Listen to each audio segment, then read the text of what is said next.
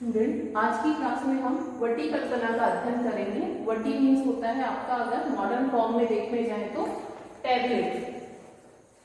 Tablet form में जो भी मेडिसिन आती है, अगर आप आयुर्वेद में उसके साइड को देखेंगे तो वटी कल्पना के अंतर्गत उसका वर्णन मिलता है। ये जो कल्पना है ये आयुर्वेद की साइड से देखें या मॉडर्न एलोपैथी साइड से देखें, दोनों में सबसे ज्यादा यूज होने वाला डोजेस फॉर्म है।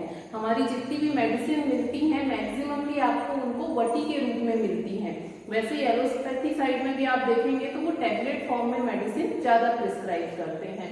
तो ये जो वटी कल्पना है ये सबसे ज्यादा यूज होने वाली द्वितीयक कल्पना है, यानी जो सेकेंडरी प्रिपरेशन सबसे ज्यादा यूज होता है वो वटी कल्पना है। तो अगर इसके पर्याय देखें, ठीक है, इनको हम और क्या क्या कह सकते हैं, तो इसके जो पर्याय होते हैं वो बहुत सारे बताए गए हैं। ये जो इसके पर्याय बताए गए हैं वो इसकी परिमाण के आधार पर, यानी इनका साइज कितना है, प्रयोग मार्ग कौन से रूप से उसको दिया जा रहा है, या फिर इसकी आकृति के आधार पर रखा गया है। जैसे वटी, वटक, पिंड, मोदक, चक्रिका, गुड़, गुटिका और वर्ती। जैसे वटी छोटा होता है, वटक उससे थोड़ा बड़ा होता है, मोदक उससे बड़ा, पिंड उससे भी बड़ा, चक्रिका अगर आप बोलेंगे तो जब हम वटी बना करके उसको चपटा कर देते हैं तो उसको आप चक्रिका बोलते हैं। जैसे आप मेडिसिन आप लेते होंगे, मॉडर्न की जो टैबलेट होती है ज्यादातर चपटी होती हैं, तो उसको हम चक्रिका कहेंगे। और आयुर्वेद की आप जब वटी देखेंगे तो वो जो वटी होती है वो गोल होती है। तो एक तो हम आकृति के बेसिस पे इनको अलग अलग नाम दे रहे हैं, दूसरा उनकी साइज के अकॉर्डिंग उनको अलग अलग नाम दे रहे हैं, और प्रयोग मार्ग के आधार पर। तो इसी पे एक आता है वर्ती। वर्ती मतलब होता है आपका बाती, यानी विंग शेप का। ऐसा ये जो वटी रहती है ये दिखने में बाती की तरह या वर्ती की तरह होती है, इसीलिए इसको वर्ती कल्पना कहते हैं। तो ये जो सारे हैं वटी, वटक, पिंड, मोदक, ये सभी वटी कल्पना के पर्याय हैं। अगर इसकी परिभाषा की बात की जाए तो जैसे सारंगधर का स्पेसिफिक पॉइंट है कि डेफिनेशन में ही ये निर्माण विधि बता देते हैं। यहाँ पर डेफिनेशन के साथ साथ हम इसके प्रकार भी देख रहे हैं कि जो वटी होती है उसका निर्माण दो प्रकार से किया जा सकता है, इसीलिए इन्होंने वटी की दो डेफिनेशन बताई है। तो नॉर्मली अगर आपको मैं बताऊं तो वटी के ये जो दो डेफिनेशन बताए गए हैं, एक में हम अग्नि का उपयोग करते हैं और दूसरे में हम अग्नि का उपयोग नहीं करते हैं। सेम कॉन्सेप्ट जैसा हमने अवलेख कल्पना के समय देखा था। तो इसीलिए हम देखते हैं पहली डेफिनेशन जहां पर अग्नि का उपयोग किया जाता है। लेखवत साध्यते वहनो गुड़ो व शर्करा अथवा गुग्गुल व छिपेत तत् चूर्णम तत् निर्मिता वटी। यानी सबसे पहले हमको अग्नि में गुड़, शर्करा या गुग्गुल, जैसे कि अवलेख कल्पना में भी हम गुड़ शक्कर की चाशनी बना के उसमें चूर्ण डाल रहे थे, तो यहाँ पर भी गुड़ को, शक्कर को या फिर गुग्गुल निर्यास होता है एक प्लांट का, अगर उसको शोधन के बाद गर्म किया जाए तो वो भी पिघल करके लेह के समान बन जाता है। तो गुड़, शक्कर और गुग्गुल को अग्नि में पका करके कितना पकाना है, जब तक वो लेह की तरह ना हो जाए, सेमी सॉलिड ना हो जाए।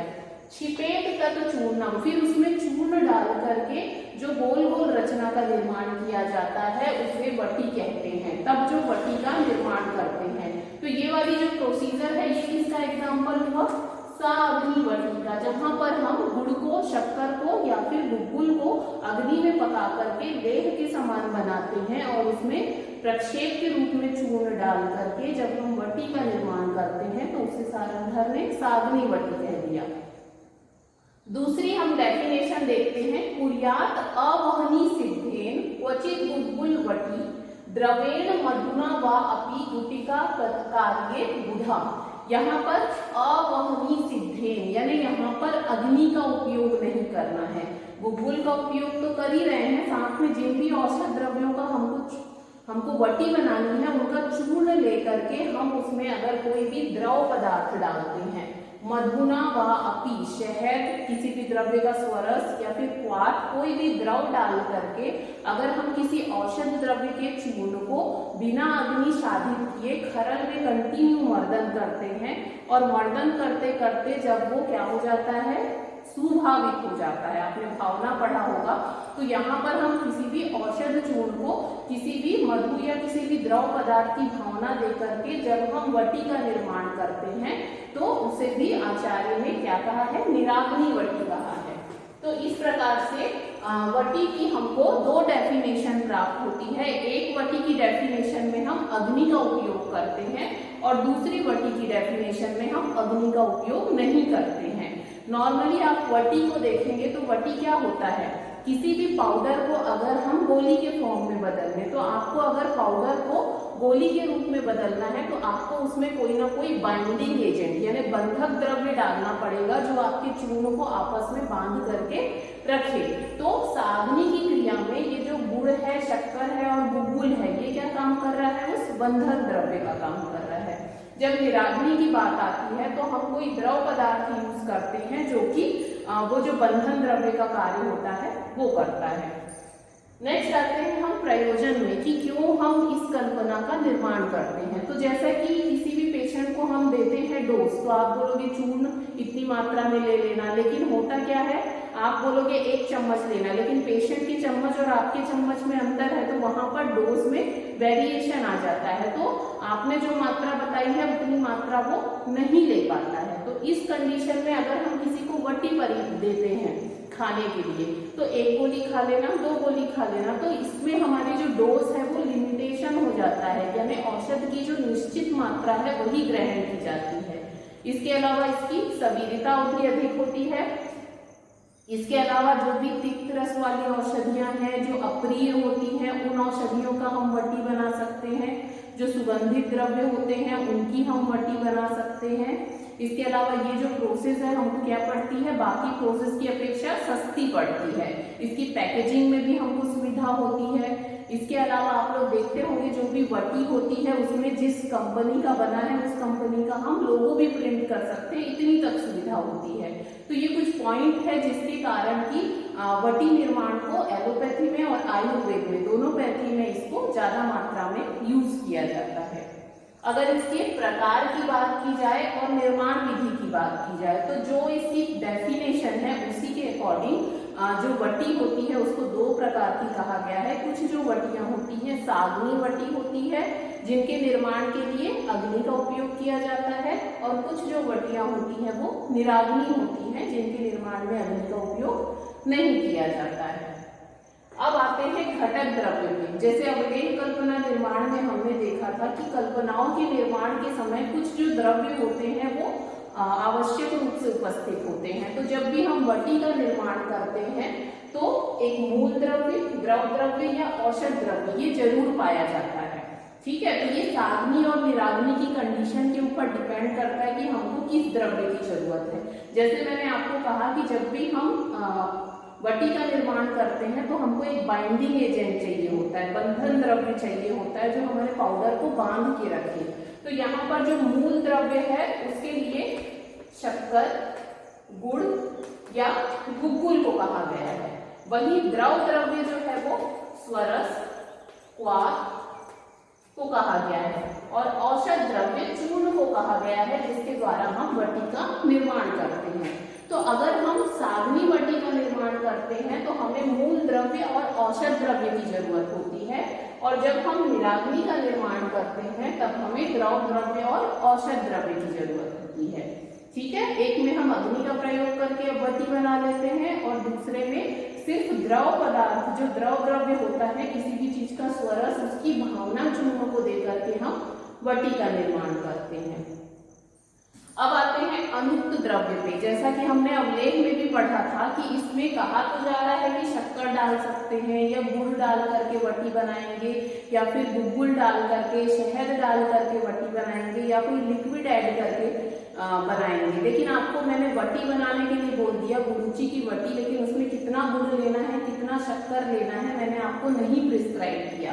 तो इस कंडीशन में हम क्या करेंगे, तो इस कंडीशन में अगर आपको इसमें शक्कर ऐड करना है तो आप 4 गुना लेंगे। आपको अगर इसमें गुड़ ऐड करना है तो 2 गुना लेंगे। इसमें अगर आपको गुग्गुल या शहद ऐड करना है तो आप समभाग लेंगे, और आपको अगर इसमें कोई द्रव पदार्थ डालना है तो आप उसको आवश्यकता अनुसार लेंगे। ठीक है, आपके मूल द्रव्य आपने देखा है घटक द्रव्य, हमको शक्कर, गुड़, गुग्गुल, शहद या स्वरस, क्वाथ किसी भी द्रव पदार्थ की जरूरत पड़ती है। औषध द्रव्य तो कॉमन है कि आपके जिसकी वटी बनानी है, लेकिन अगर आपको कहा जा रहा है कि उसमें आपको शक्कर डालना है लेकिन उसकी क्वांटिटी नहीं बताई गई है, तो आपको जिस भी औषध द्रव्य की वटी बनानी है उसकी चूर्ण से 4 गुना हम उसमें शक्कर डालेंगे, 2 गुना उसमें गुड़ डालेंगे, समभाग हम उसमें गुग्गुल या शहद डालेंगे। और उसमें अगर आपको द्रव पदार्थ की भावना दे करके कहा जा रहा है तो उसे हम आवश्यकता अनुसार, या आप लोगों ने पढ़ा होगा कि भावना द्रव की मात्रा कितनी रहती है, जितने में वो चूर्ण अच्छी प्रकार से भीग जाए, तो इस तरह से ये अनुक्त द्रव्य में है। निर्माण विधि की बात करें तो हमने जो इसकी डेफिनेशन में देखा है वही आएगा कि एक में हम गुड़ या शक्कर या गुग्गुल में थोड़ा सा जल डाल करके उसको पकाते हैं, जब वो लेप के समान हो जाता है तब हम औषध द्रव्य के चूर्ण को प्रक्षेप के रूप में उसमें डाल देते हैं और फिर उससे वटी का निर्माण करते हैं।